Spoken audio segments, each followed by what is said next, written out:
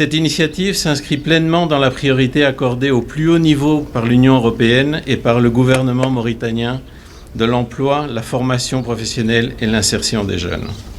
L'Union européenne fournit déjà un soutien considérable à la Mauritanie dans le cadre de son partenariat dans ces domaines, avec des actions en cours pour un montant de près de 40 millions d'euros.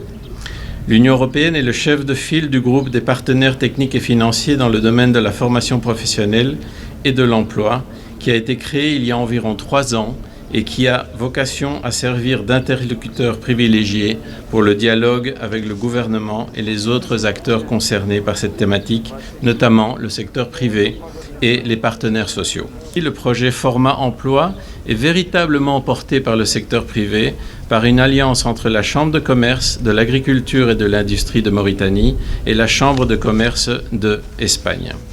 En effet, ce projet est vecteur du type de partenariat que nous voulons promouvoir. Un partenariat entre l'Europe et la Mauritanie, entre les secteurs privés et publics, entre les institutions et les entreprises et les jeunes. Ces jeunes qui sont l'avenir et même déjà le présent de la Mauritanie, et je peux que me féliciter également de voir un grand nombre de filles dans le groupe des prochains élèves. Il ne me reste plus qu'à souhaiter une très bonne formation aux 300 jeunes sélectionnés dans les différentes spécialisées choisies par vos soins et qui sera un grand acquis au profit des jeunes Mauritaniennes et des jeunes Mauritaniens ainsi que des entreprises et des institutions de formation. أيها الحضور الكريم، إن رهانات التنمية المستدامة والتحولات التي عرفها العالم فرضت على الحكومات التفكير في وضع خطط جديدة واستراتيجيات تنموية كفيلة لتطوير بلدانها، وهي استراتيجيات اعتمدت في معظمها على العنصر البشري، واعتبرت أن وجود العمال المهنيين الأكفاء هو أهم عوامل نجاح تلك السياسات في عالم مفتوح يلعب عنصر الجودة دورا مهما في تنافس اقتصاداته. Le secteur privé, il a besoin de compétences.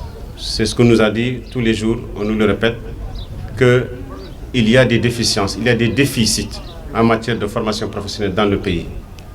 Et que les choses sont arrivées à un stade où on ne peut pas laisser notre jeunesse comme ça, victime d'un système éducatif qui ne décolle pas depuis deux siècles, victime de la montée des chômages.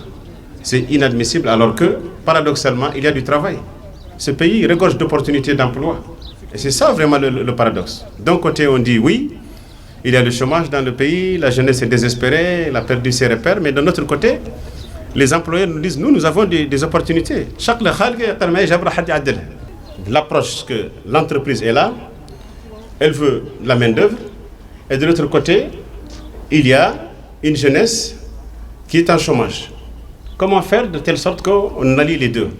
Et c'est là où véritablement l'importance de la formation professionnelle technique est importante. Cette année, la carte de formation est en train de changer totalement. Nous avons un message clair, c'est que les centres de formation professionnelle doivent sortir des produits qui sont adaptés au marché de l'emploi. Il faut absolument que nous arrêtions de former juste pour former. Il faut qu'on forme pour le besoin du marché. Je fais la formation énergie renouvelable.